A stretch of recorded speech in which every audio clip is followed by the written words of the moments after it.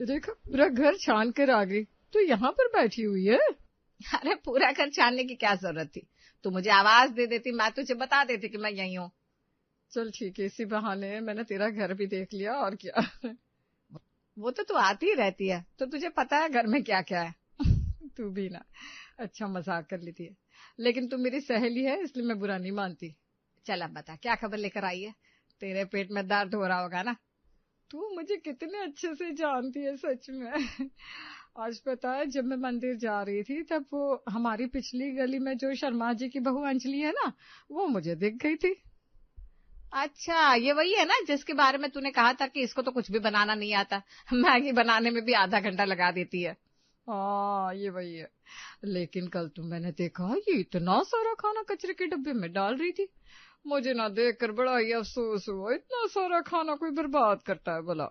अच्छा, एक तो खाना बनाना आता नहीं, ऊपर से बर्बाद कर रही थी अन्न को। हाँ, मुझसे देखा नहीं गया तो मैंने शर्माइन को कह दिया, देखिए तो जरा आपकी बहू क्या कर रही है। हैं? फिर शर्माइन ने क्या कहा? क्या कहती, आजकल की बहू रानी के आगे कोई कुछ बोल सकता है क्या। नहीं, लेकिन कुछ भी नहीं कहा। अरे मेरे सामने तो कुछ नहीं कहा, उसके बाद अंदर जाने के बाद बर्तनों के फेंकने की आवाज सी आ रही थी उनके घर से। इसका मतलब तू कान लगाकर सुन रही थी उनकी आवाज? अरे रे, मेरी कहाँ आदत है ये सब करने की, मैं तो वहां से जा रही थी बस। वहां से मंदिर का रास्ता 2 मिनट का है और तुझे इतनी देर लगी वहां से बस गुजरने में। तू ना ये बस छोड़, मुझे तेरी बड़ी चिंता हो रही है सच कहूँ तो। अरे भाई, मेरी क्यों चिंता हो रही है तुझे? संजना को अच्छे से खाना बनाना आता है, मैंने रिश्ता करने से पहले ही सब कुछ जांच परख लिया था। वो सब तो ठीक है, खाना तो कोई भी बना लेता है, लेकिन आजकल की बहुएं सुनती कहाँ है। कोई अच्छी सलाह भी दो तो मुंह तोड़ जवाब दे देती है बस, और तू ठहरी गूंगी गाय, क्या ही कह पाएगी उसे। हाँ, वो बात तो सही है कि मैं बड़ी सीधी हूँ, किसी से कुछ कह नहीं पाती हूँ। मेरे मुंह से तो ऊंची आवाज तक नहीं निकलती। अरे मेरा तौलिया कहाँ है, मिल नहीं रहा है। आपको आज तक कुछ मिला भी है क्या जीवन में? ये तो शुक्र मनाओ, मैं सीधी सी पत्नी आपको मिल गई हूँ। ये किसके बारे में बात कर रही है तुम?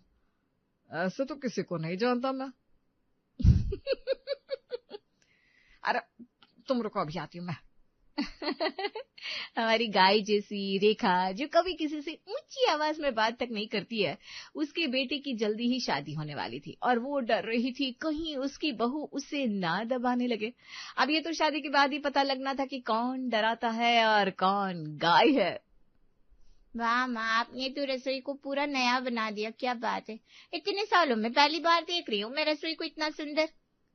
अरे अब संजना आने वाली है तो उसे ऐसा तो नहीं लगना चाहिए कि मैंने रसोई का उपयोग कर करके उसे पुराना सा बना दिया है। तुम इस रसोई का उपयोग करती भी थी? क्या कहा? कुछ नहीं, मैं बस पानी पीने आया था। पापा, आपको मम्मी की मेहनत दिखाई नहीं दे रही कि वो कितना कर रही है नई बहू के लिए? कौन सास आजकल इतना करती है अपनी बहू के लिए? अब बेटा, फल खाना है तो पौधे को पानी तो देना ही पड़ेगा, बस वही काम कर रही है तुम्हारी माँ। इन्हें ना बस मेरी बुराइयां ही दिखती है। अरे जो चीज सबसे ज्यादा होगी वही दिखेगी ना पहले। है? क्या कहा? कुछ नहीं, मैंने कहा चाय बना रहा हूँ, तुम पियोगी क्या? हाँ, बना दीजिए मेरे लिए। माँ, आपने संजना से पूछा ना कि उसे खाना बनाना आता है कि नहीं? ऐसा ना हो कि आजकल की लड़कियों की तरह बस मोमोज बनाती रह जाए। नताशा, तुम्हें पता है मोमोज कैसे बनते हैं? मुझे नहीं पता, लेकिन मेरी बात अलग है ना पापा, मैं बाकी कामों में देखिए कितनी होशियार हूँ। आओ बेटा, तुम भी अपनी माँ पर गई हो। क्या मतलब पापा? मेरा मतलब है तुम्हारी माँ को ही देख लो, कितनी होशियार है, अपनी बातों से ही इंसान को पका देती है, खाने की जरूरत ही नहीं पड़ती। क्यों रेखा? आप चाय बनाइए चुपचाप। मैंने सबसे पहले यही पूछा था संजना से कि उसे अच्छे से रसोई संभालनी आती है कि नहीं। अरे तू चिंता मत कर, मोहित की बीवी के आने के बाद तू बड़ी ननद बन जाएगी, संजना बहुत ख्याल रखेगी तेरा। अरे खुद ने कभी अपनी ननद का ख्याल रखा है क्या? अरे क्या क्या बकबक किए जा रहे हैं आप? हैं? कुछ नहीं, ये लो चाय पियो तुम। अरे कुछ तो उपयोग करो रसोई का। रेखा और नताशा को काफी उम्मीद थी संजना से, इसीलिए तो शादी के दूसरे दिन ही उन दोनों ने संजना को रसोई सौंप दी और सुनाने लगी वो ज्ञान जो उन्होंने आज तक खुद कभी नहीं अपनाया था। संजना देखो, तुम्हारी बड़ी ननद होने के नाते मेरा फर्ज है कि मैं तुम्हें कुछ बातें समझाऊं। मेरी तो अब शादी हो गई है, इसलिए अब ये सारा घर तुम्हारा ही है, अब तुम्हें ही सब कुछ संभालना है। जी दीदी, मैं पूरी कोशिश करूंगी कि मैं सब कुछ अच्छे से संभाल लूं। देखो, यहाँ इस घर में सबको खाने का बड़ा शौक है, इसलिए जितना तुम इन सबके मनपसंद का खाना बनाओगी उतना सब लोग खुश रहेंगे। जी दीदी। लेकिन अच्छा खाना बनाना ही एक बहू का धर्म नहीं होता संजना। रसोई को संभालना, साफ रखना, बजट देखना, मेहमानों का ख्याल रखना, ये सब कुछ भी एक बहू का कर्तव्य होता है। जी माँ जी, मैं ध्यान रखूंगी। अब तुम सब कुछ समझ गई हो तो फिर आज से ही रसोई का काम शुरू कर दो। आज तुम्हारे जीजा जी भी आ रहे हैं मुझे लेने के लिए, इसलिए उनके लिए अच्छा सा खाना बनाना, ठीक है? जी दीदी ठीक है। आप बताइए ना क्या क्या बनाना है, मैं बना दूंगी। देखो, ज्यादा कुछ मत बनाओ, बस 2-3 सब्जियां, रोटी चावल तो बनेगी ही, सलाद पापड़ तो होता ही है, और कुछ नहीं, रायता बना देना, साथ में मीठे में हलवा, और ज्यादा कुछ तो खाते नहीं भैया। देखो, घर के दामाद पहली बार तुम्हारे हाथ का खाना खाने वाले हैं, इसलिए सब कुछ अच्छे से स्वादिष्ट बनाना। संजना, तुम दोनों से काफी होशियार है। चलो तुम दोनों यहाँ से, वो खुद ही बना देगी सब कुछ। अब बड़े हैं तो सब कुछ सिखाना तो पड़ता ही है जी, आप नहीं समझेंगे। अच्छा, तो बताओ रसोई में हींग कहाँ पड़ी है? हींग? रसोई में हींग भी है क्या? भाई बड़े हैं तो बताना पड़ेगा। संजना बहू, तुम्हें कुछ भी चीज समझ में ना आए तो मुझे बुला लेना। जी पापा जी। वो क्या है ना, मैंने इनको सब कुछ बता रखा है। गैया नहीं, तुम आसी मैया हो। चलो भाई चलो। कुछ भी कहते रहते हैं, चलिए अब। संजना बहुत ही समझदार और होनहार लड़की थी। उसने सारा खाना बड़े ही अच्छे तरीके से बनाया और उसे टेबल पर सजा भी दिया था। नताशा के पति राहुल भी उसे लेने पहुंच गए थे। वाह, इस घर में खाना बनता भी है क्या? मैं तो आज पहली बार देख रहा हूँ। नहीं, मेरा मतलब है हर बार तो मम्मी जी बाहर से ही खाना मंगवा दिए ना। ये यूं ही बस मजाक करते रहते। वाह संजना, आपने खाना सच में बहुत अच्छा बनाया, मजा आ गया। मैंने काफी दिनों बाद इतना अच्छा खाना खाया है। मोहित, तुम वाकई में लकी हो। Thank you.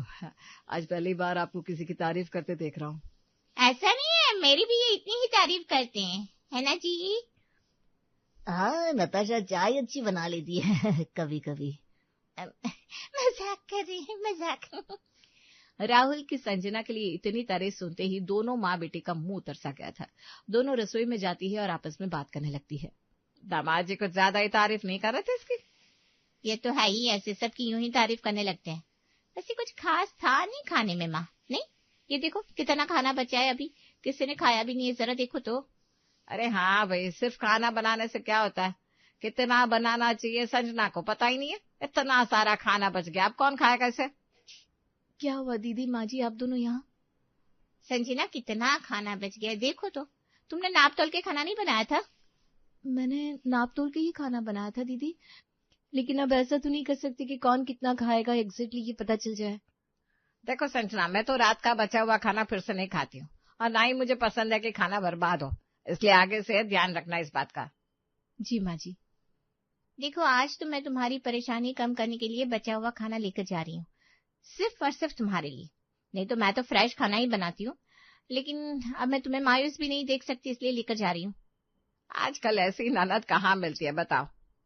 अच्छा, रोटियां नहीं है क्या? फिर मुझे बनानी पड़ेगी, नहीं तो। नहीं, मतलब मेरा मतलब है आपके यहाँ बच नहीं जाए, इसलिए बोल रही हूँ बस। नहीं दीदी, रोटियां नहीं है। अच्छा चलो, ये मेहनत मैं कर लूंगी, और क्या, तुम्हारे लिए इतना तो कर ही सकती हूँ। नताशा सारा बचा हुआ खाना अपने साथ लेकर गई। संजना अगले दिन फिर से रसोई में अपना काम करने लगी और उसका मन था कि आज वो अपने पति के लिए कुछ स्पेशल खाना बनाए, इसलिए आज वो अपने मन से खाना बना रही थी। अरे संजना बहू, आज सुबह से क्या कर रही हो? वो माँ जी, आज मोहित के लिए चाट बना रही हूँ। चाट? हाँ, वो सब तो ठीक है, लेकिन तेरे पापा जी और मुझे तो चाट कुछ खास पसंद नहीं है, हमारे लिए कुछ और ही बनाना पड़ेगा। अच्छा, आपको चाट नहीं पसंद? मुझे लगा था इस घर में चाट सबको पसंद है। ठीक है, कोई बात नहीं, मैं आपके लिए कुछ और बना देती हूँ। हाँ ठीक है, लेकिन किस चीज की चाट बना रही है वैसे तू बहू? पालक पत्ता चाट बना रही हूँ माँ जी। ठीक है, देख बस खाना बर्बाद नहीं होना चाहिए। जी जी माँ जी। संजना मोहित के लिए पालक पत्ता चाट बनाती है और अपने सास ससुर के लिए दाल चावल, लेकिन जैसे ही सब लोग खाने के टेबल पर बैठे तो सब लोग पालक पत्ता चाट पर टूट पड़े। पापा जी, दाल चावल? अरे बहू, पालक पत्ता चाट देखकर कौन ही दाल चावल खाएगा।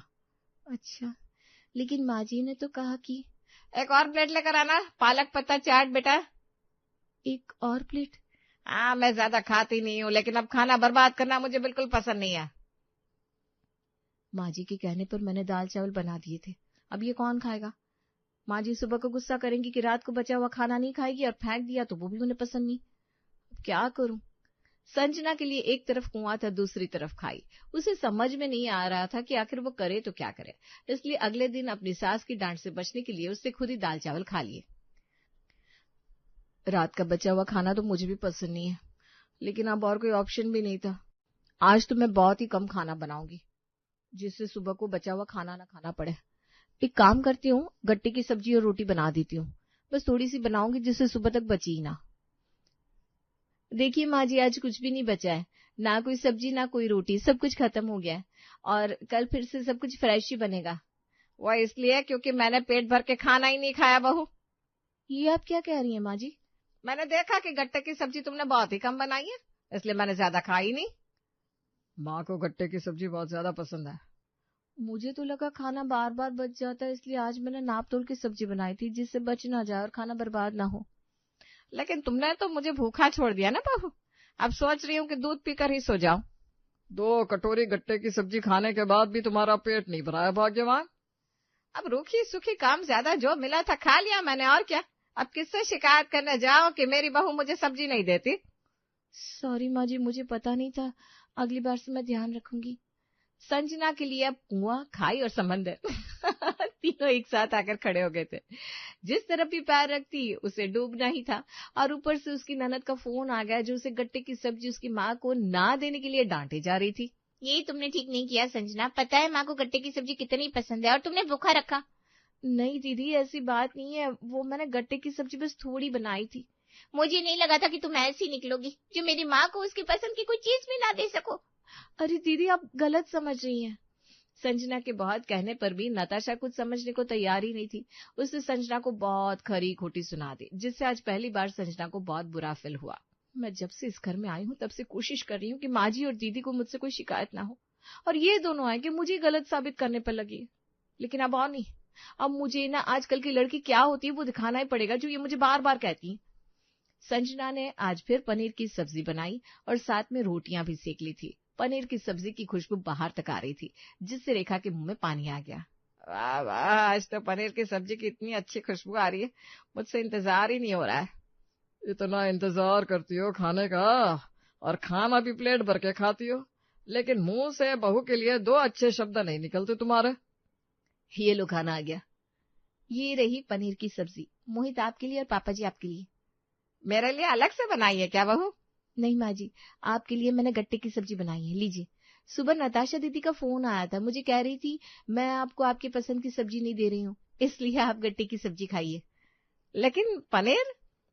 अरे तुम उसकी चिंता ना करो, उसके लिए हम है ना। लीजिए माँ जी, गट्टे आप पेट भर कर खाइएगा, मैंने और भी बनाकर रखे हैं। रात को भी आपको गट्टे की सब्जी के साथ चावल मिलेंगे। क्या? संजना ने 4 दिन तक गट्टे का आटा बनाकर रख दिया था, और रेखा को दिन रात वही सर्व करती रही। अब तो रेखा का मन भर गया था गट्टे की सब्जी और चावल से। हाँ दीदी, आपने जैसा कहा था ना, मैंने वैसा ही किया है। माँ जी को गट्टे की सब्जी और चावल की कमी नहीं होने दी मैंने।